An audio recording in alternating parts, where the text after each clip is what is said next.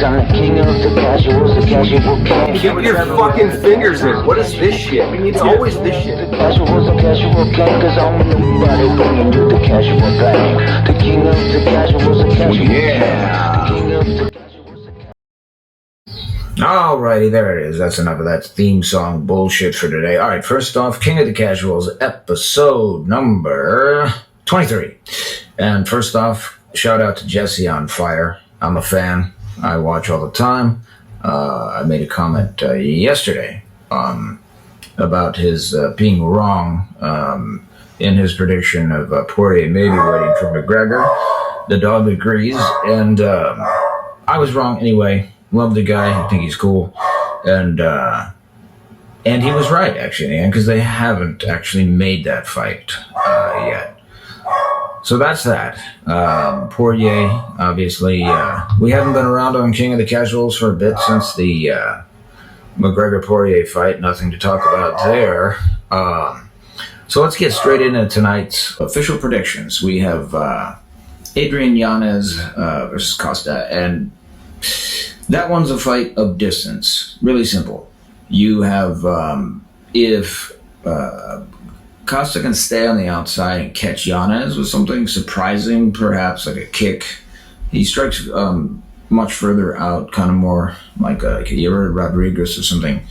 Then he could do it, but come on, man. Adrian Yanez, mini game bred, that guy with his feints and then that just pull the head back and whack, accuracy with his boxing. If he gets inside, that one's over. Going with Adrian Yanez. Now let's talk about the one I think a lot of us have been waiting for. The bantamweight is probably the division that's most on fire and has been for the last year or so, year and a half. Dominic Cruz was was champ for a long time there, and then it seemed to kind of bounce around after the little pipsqueak retired. I forgot his name. One of Ali Abdiaziz's fighters, triple Pee-wee.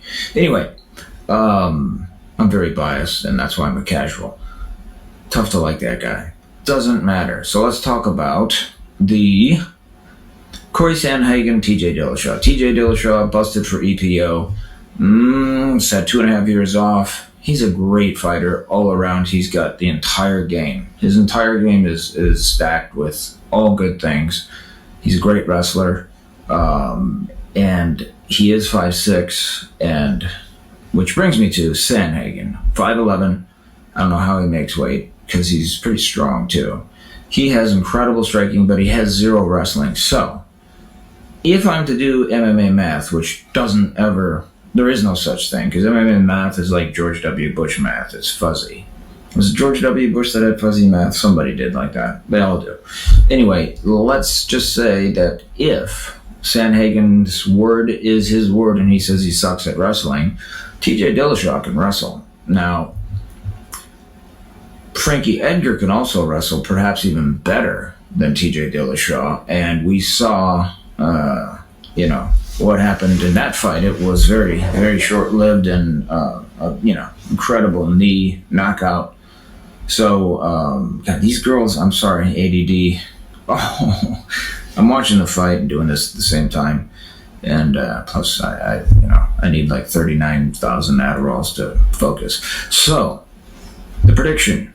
I think Corey Sandhagen is going to pull it off and do it in spectacular fashion because he's the future. He doesn't have the pressure of coming off of being busted from EPO, and I believe rumor is he used to get the better of him in sparring, which I kind of cringe a little bit hearing myself say that out loud because I don't believe sparring is the real fight.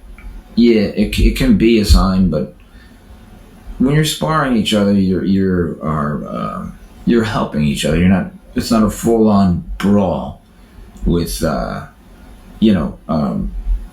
lights and fans and the rest, and Dana White sitting in the crowd writing checks for 60 G's. So I'm gonna go with Corey Sandhagen. There it is, and